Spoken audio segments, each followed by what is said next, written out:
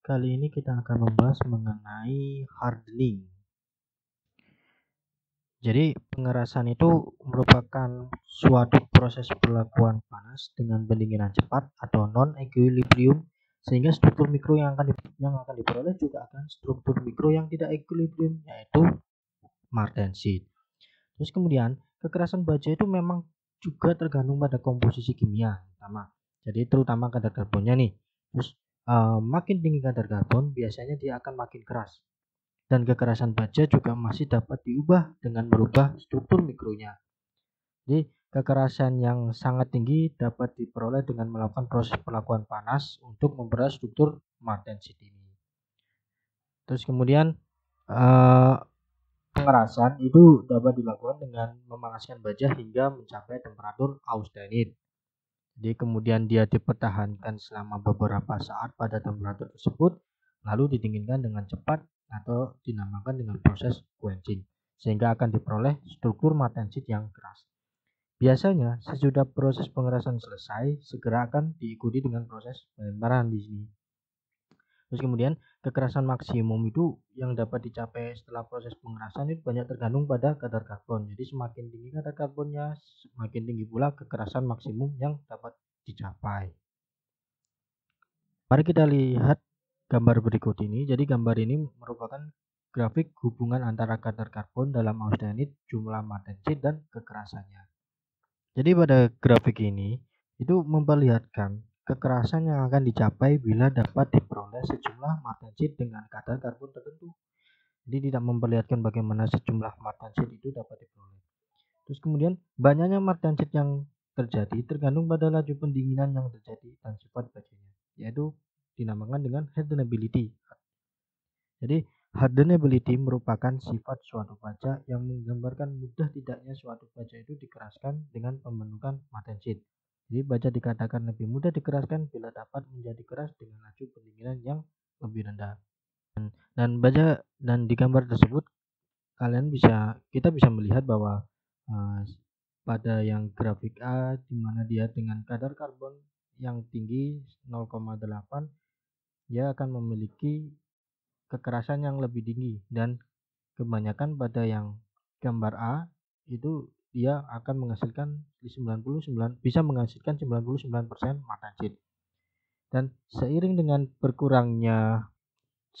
berkurangnya kadar karbon, maka proses pembentukan martensit juga akan semakin berkurang. Karena martensitnya berkurang, maka kekerasannya juga akan semakin rendah. Bila sebuah benda dicelup dalam suatu media pendingin, maka yang paling cepat menjadi dingin itu pasti adalah yang paling dekat dengan permukaan. Atau dengan kata lain, laju pendinginan yang paling tinggi itu ada di permukaan, dan makin ke dalam laju pendinginan akan semakin rendah. Pada gambar ini diperlihatkan kurva pendinginan dari beberapa titik di dalam benda kerja berbentuk silindrik dengan diameter 1 inci. Jadi benda kerja yang berbentuk silindrik diameter 1 inci ini di-quench dalam air atau didinginkan cepat dengan media air.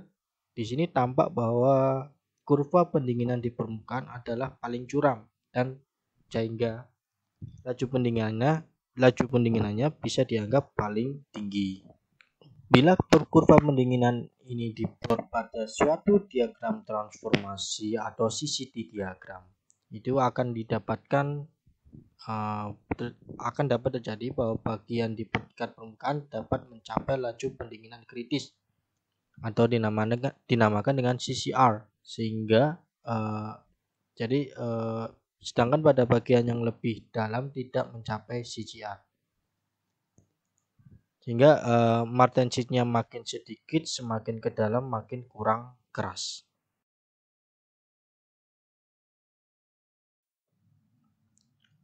Ada beberapa faktor yang mempengaruhi proses terjadinya pengerasan. Yang pertama adalah austenitisasi, di mana di austenitisasi ini yang berpengaruh adalah temperatur pemanasannya dan holding time.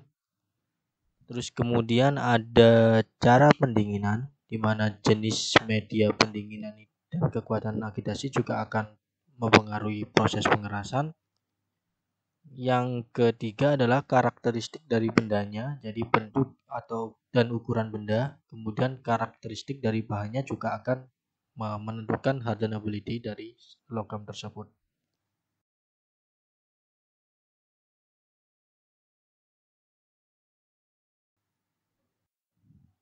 Yang pertama akan kita bahas adalah mengenai temperatur austenitisasi. Jadi temperatur austenitisasi yang dianjurkan untuk melakukan pengerasan adalah 30-50 derajat Celcius di atas temperatur kritis atas A3.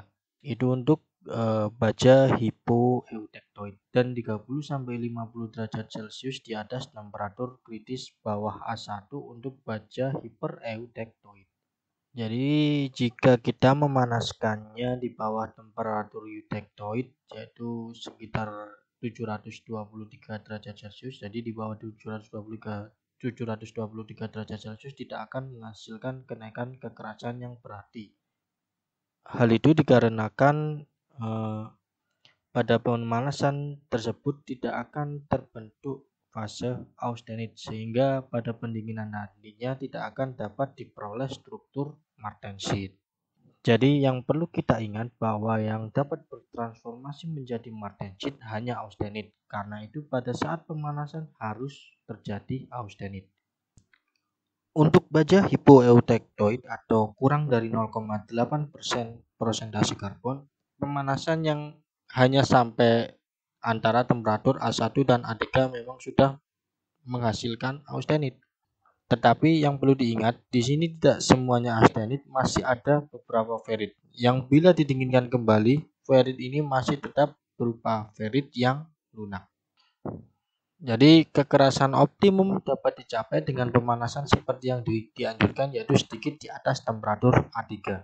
Bila pemanasan diteruskan ke temperatur yang lebih tinggi lagi, memang strukturnya masih tetap austenit, sehingga juga kekerasan maksimum masih dapat tercapai. Tetapi yang perlu di garis bawahi di sini, austenit dengan butiran yang terlalu kasar sehingga bila didinginkan kembali akan ada kemungkinan terjadi struktur yang terlalu ketas. Dan tidak hanya ketas, juga tegangan yang terlalu besar dapat menimbulkan distorsi bahkan juga retak. Sedangkan untuk baja hipereutectoid yang dimana persentase karbonnya lebih dari 0,8% sampai 2%, bila temperatur pemanasan terlalu tinggi, maka kadar karbon di dalam austenitnya juga akan terlalu tinggi. Jadi terlalu banyak semerin yang larut dalam austenit.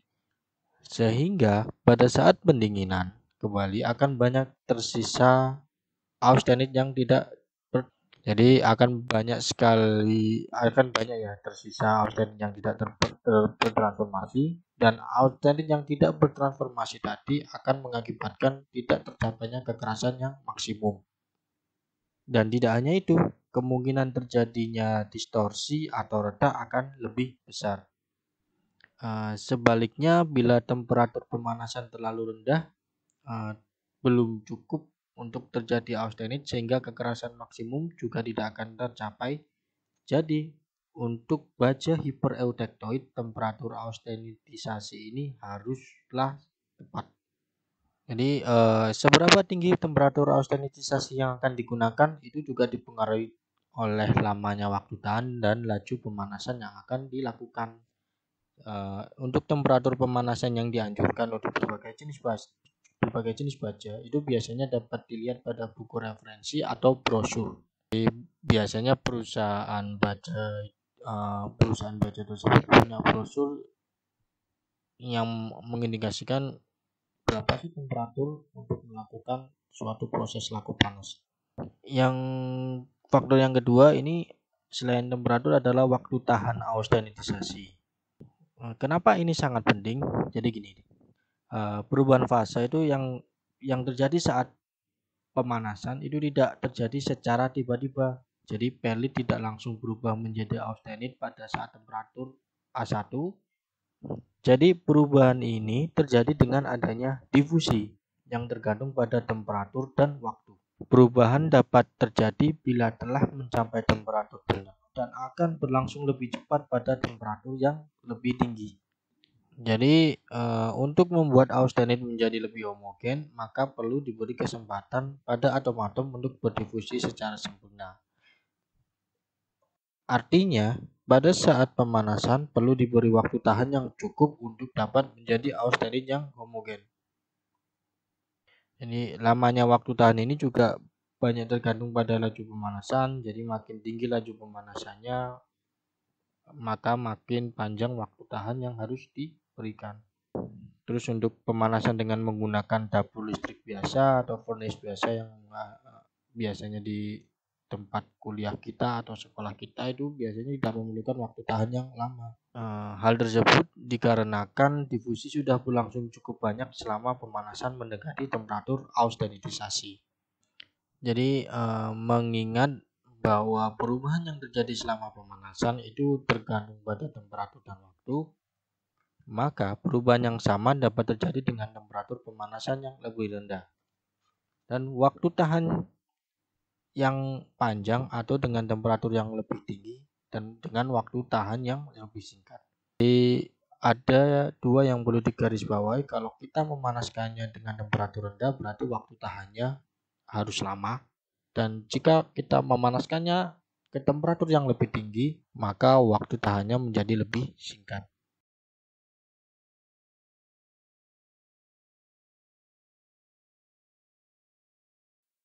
Faktor lainnya selain temperatur austenitisasi dan waktu tahan itu adalah laju pendinginan. Jadi untuk dapat memperoleh struktur yang sepenuhnya martensit, maka laju pendinginan harus dapat mencapai laju pendinginan kritis atau critical cooling rate. Jadi dengan laju pendinginan yang kurang dari CCR atau critical cooling rate akan mengakibatkan adanya sebagian austenit yang tidak bertransformasi menjadi martensit, tetapi menjadi struktur lainnya, entah itu apa, entah bainit ataupun perlit. Jadi sehingga kekerasan maksimum tentu tidak akan tercapai. Jadi kecepatan pendinginan atau laju pendinginan di sini akan tergantung pada beberapa faktor, terutama yang pertama jenis media pendinginannya, terus kemudian temperatur media pendinginnya, dan yang ketiga adalah kuatnya sirkulasi atau olakan pada media pendingin. Jadi ada tidaknya pengadukan pada media pendingin. Terus kemudian ada beberapa media pendingin yang sering kali digunakan pada proses pengerasan. Yang pertama ada brine. Brine itu merupakan campuran air dengan 10% garam dapur. Kemudian ada air, kemudian ada garam cair. Jadi garam dipanaskan sampai mencair. Kemudian ada larutan minyak dalam air, kemudian ada minyak dan udara.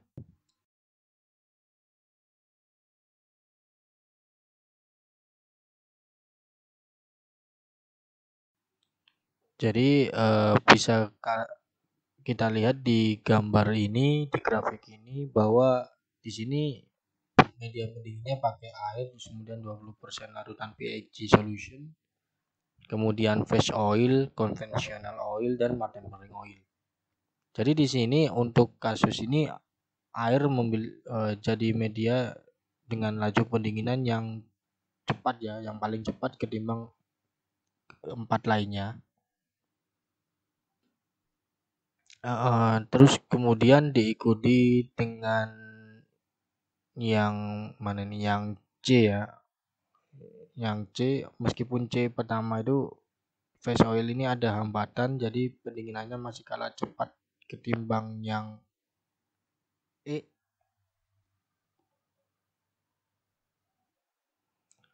Dan diikuti yang lainnya. Kalian bisa pelajari di sini gimana sih pengaruh media pendinginan terhadap kecepatan atau laju pendinginannya.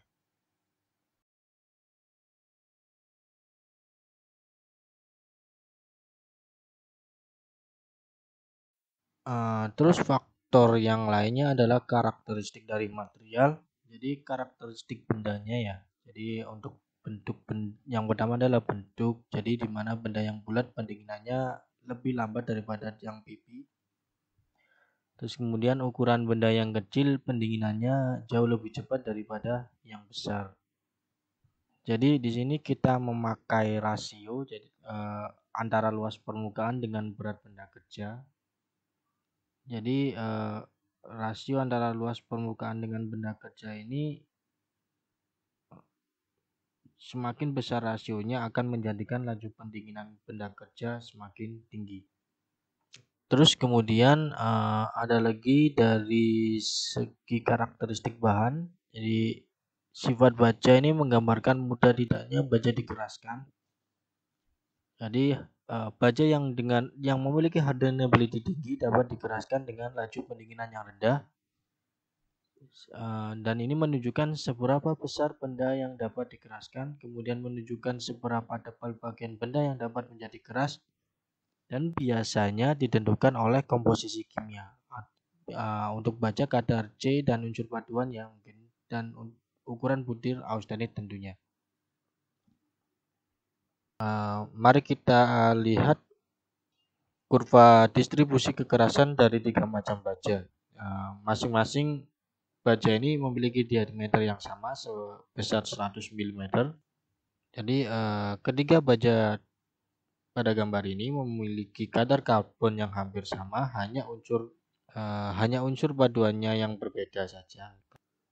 Karena paduan karbonnya, kadar karbonnya yang hampir sama, maka kekerasan maksimum di sini yang ditujukan di sebelah kiri itu hampir mirip-mirip ya, sekitar antara 65 sampai 68 atau something segitu. Tetapi adanya unsur paduan yang berbeda mengakibatkan terjadinya penurunan kekerasan sehubungan dengan penurunan laju pendinginan pada titik yang lebih dalam. Jadi katakan di sini baja IC D2 yang paling atas mempunyai hardenability yang tinggi, sedang yang mempunyai hardness penetration yang dangkal itu dimiliki oleh IC W1 kan, dan IC W1 ini bisa dikatakan baja dengan hardenability yang rendah.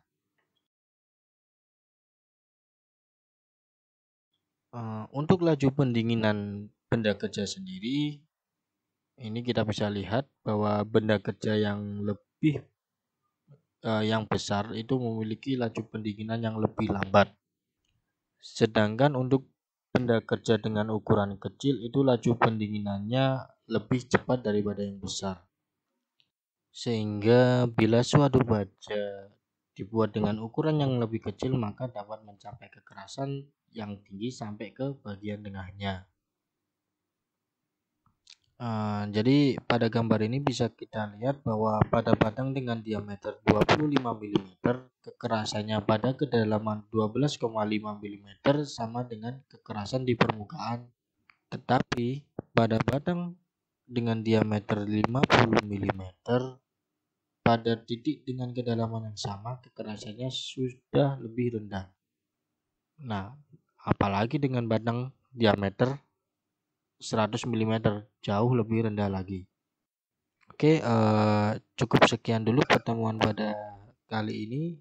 Kita akan lanjutkan untuk ke proses pengerasan selanjutnya. Terima kasih. Assalamualaikum warahmatullahi wabarakatuh.